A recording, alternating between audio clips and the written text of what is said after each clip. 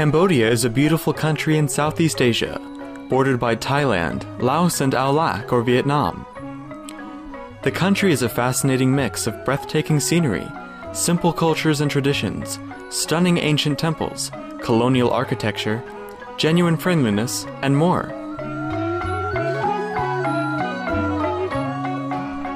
Cambodia has a magnificent and spiritual past. The glory of the Khmer Empire stretched from eastern Thailand and Laos to South Laos or Vietnam. The temples of Angkor, capital of Cambodia's ancient Khmer Empire, are a perfect fusion of creative ambition and spiritual devotion. Angkor Wat is still the spiritual heart of the country, where people come to pray every day. Because of the spiritual atmosphere that exists in every Cambodian's heart, the country is blessed by God's grace, especially in its time of need. Cambodia has had the great fortune to receive the love of Supreme Master Ching Hai many times since the 1990s. She has provided financial assistance, and association members assisted the Cambodian impoverished war and natural disaster victims. When the country suffered through both a flood and drought season during which crops were destroyed and the shortage of food was severe, hundreds of thousands of Cambodians were on the fringe of starvation. Supreme Master Ching Hai contributed over 6,000 tons of rice, which was delivered quickly to those affected, in a large-scale project called Raising Center. In the midst of barren and desolate acres of land, Supreme Master Ching Hai and association members constructed a new school, hospital, and Buddhist temple for the Cambodians. Free medical supplies, health examinations, and medical assistance were provided by our association members in the medical field. The royal family of Cambodia, including King Singhanuk Norodom, the Queen, and Princess, have expressed their deepest gratitude towards Supreme Master Ching Hai and have invited her to the palace. At the opening ceremony of the Raising Center, Princess Marie Ranarid expressed her gratitude to Supreme Master Ching Hai. Over the years, Supreme Master Ching Hai has accepted invitations by the earnest truth aspirants to visit their land. We now invite you to listen to an enlightening discussion by Supreme Master Ching Hai with our association members entitled The Reincarnations of Shakyamuni Buddha on May 16, 1996 in Cambodia.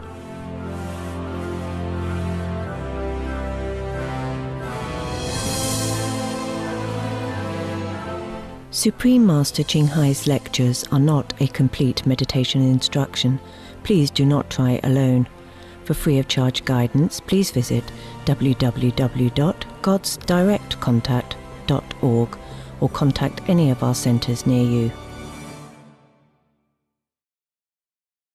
Okay, so let's have some more reincarnation of the Buddha, you like?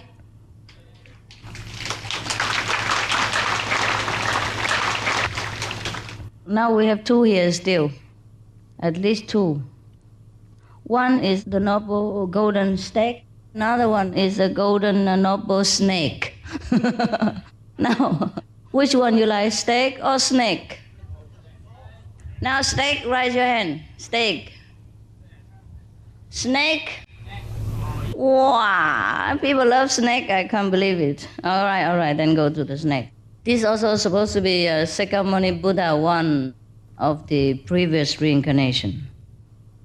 Now they changed the nation. Wow, for a change, he's born in a different country. Once upon a time, King Anga ruled over the kingdom of Anga. Wow, that's very simple. Just like the Supreme Master Ching Hai resides in the Supreme Master Ching Hai Center. And King Magadha reigned in the kingdom of Magadha. Oh, that's simple enough, right? The two kings were constantly fighting with one another. Sometimes King Anga would win, and other times King Magadha won. Now at a certain battle, King Magadha was defeated by King Anga. Mounting his charger, he fled from the battlefield and pursued by King Anga's soldiers. The two kingdoms were divided by the river Kampa, not Ganges. Under this water was a serpent kingdom, ruled over by a serpent king named Kampaya.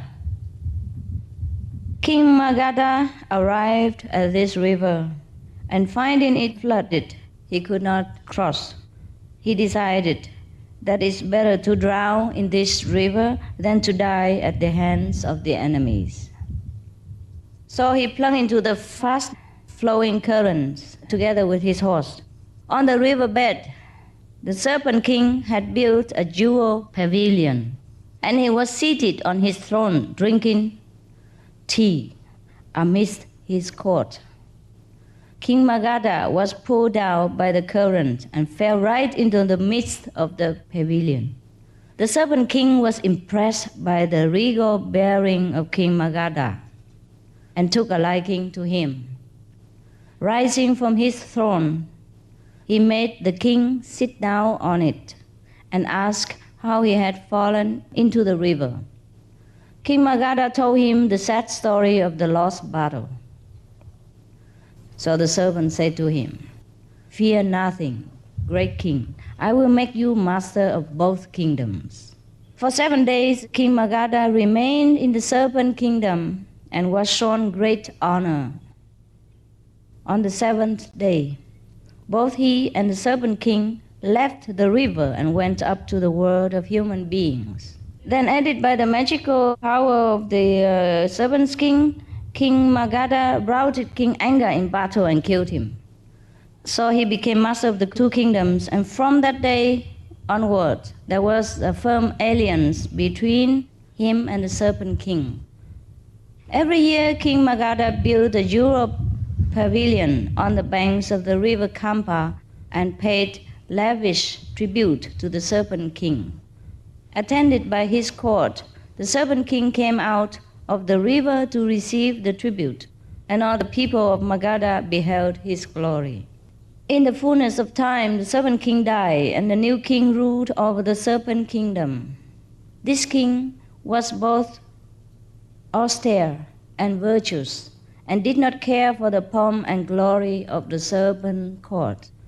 He soon weary of the wasteful, undisciplined life led by the serpents, and thought, "I must leave this palace and go into the world of men to fulfill the holy vows."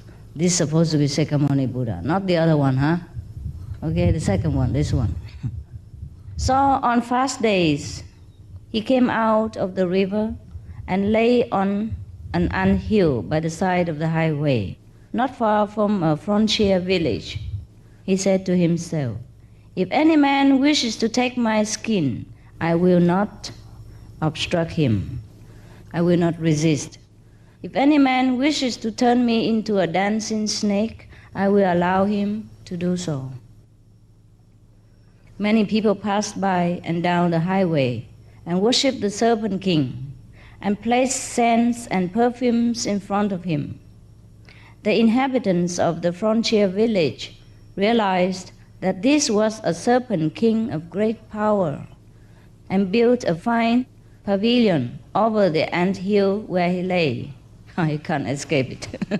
He escaped from one palace and go to another. On the 14th and 15th days of the half moon, the serpent king fulfilled his vows and fasted, and on the first day of the full moon, he would return to his palace. Thus time went by. One day the serpent queen, Sumana, said to her lord, her husband, "O king, on fast days you go into the world of men to fulfill your vows. The world above is full of danger. Suppose some evil should befall you, how will I learn of it?" The serpent king took his consort to a lucky pond and said, "If any man injures me, the water in this pond will turn muddy. If a robber carries me off, the water will disappear. If a snake charmer seizes me, then the water will turn the color of blood." Having explained the 3 signs to the queen, the serpent king left the palace under the river Kampa and went back to the ant hill. His body was like a coil of pure gold, and as he lay there, his scales shimmer in the rays of the sun. Now, a young Brahmin from Benares had gone to Taxila to study under a world-renowned master. From him, he had learned the charm which commands all living beings. On his way home, he passed the frontier village, and he saw the Serpent King lying on the ant hill. He thought, I will catch this snake and teach him to dance. Then I will show him off in towns and villages and earn a lot of money. So he procured some magic herbs and, repeating the magic mantra, approached the Serpent King. The serpent felt the effect of the charm and, putting his head out, saw the Brahmin snake charmer. He thought, I can easily destroy this man with my poison, but if I do so, I will have broken my vows. So he withdrew his head and closed his eyes. The Brahmin came up to the Serpent King and, catching him by the tail, put him into a reed basket. Then he carried the basket to the frontier village and made the Serpent King dance before a vast crowd of people. The people were so pleased with the snake's performance that they gave the Brahmin 1,000 pieces of silver and goods worth another 1,000 pieces. The Brahmin had decided to let the Serpent King go where he had earned 1,000 pieces of silver. But seeing how easily the money was come by, he was overcome with greed. So he wanted to keep the serpent and make more money in the future. Now he thinks he would make more money bringing the serpent to the king and the courtiers, mean the officers of the king. The Brahmin brought a cart to carry all his possessions and a carriage in which he seated. Accompanied by a large crowd of people, he went through towns and villages making the snake dance. He decided to finally show off the snake before the king Ugasena of Benares. He decided that after he showed it to the king, then he would set the serpent free at last. The Brahmin used to catch frogs and give them to the Serpent King to eat, but the Serpent King refused to eat them. Then the Brahmin tried to tempt the serpent with honey and fried corn, but he would not touch his food either. He thinks, if I eat any food, I shall remain in this basket till I die. So after a month, the Brahmin arrived at Benares. He made the Serpent King dance in the villages outside the city gates and earned a lot of money.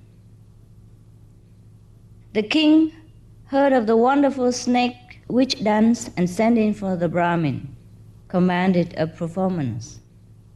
Drummers were sent throughout the city to proclaim that on the next day a snake would dance in the palace courtyard and that all the town folk should attend the performance.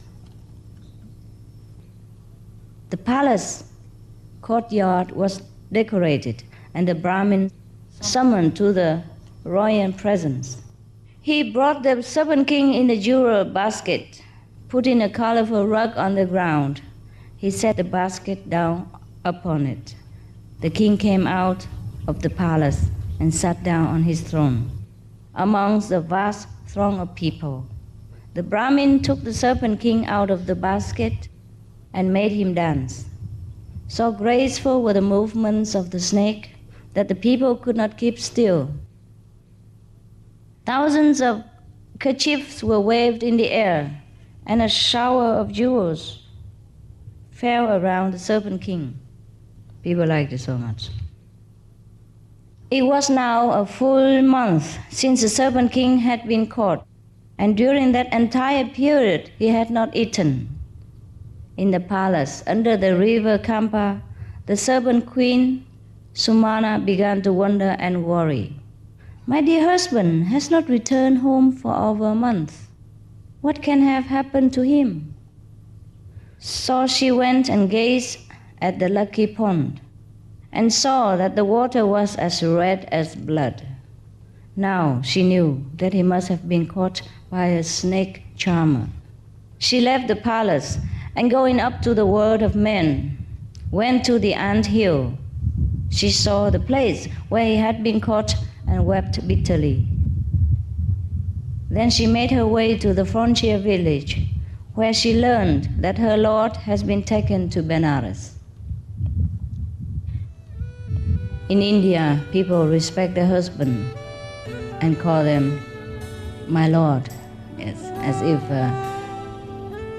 he is her god, her master. So my lord means my husband, in India. Indian people are like that to each other.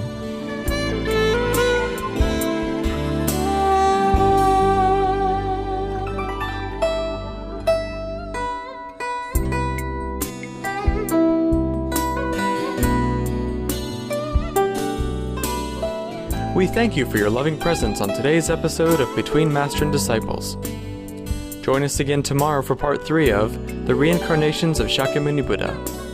And now, please stay tuned to Supreme Master Television for healthy living. Up next, after noteworthy news. Farewell and heaven bless.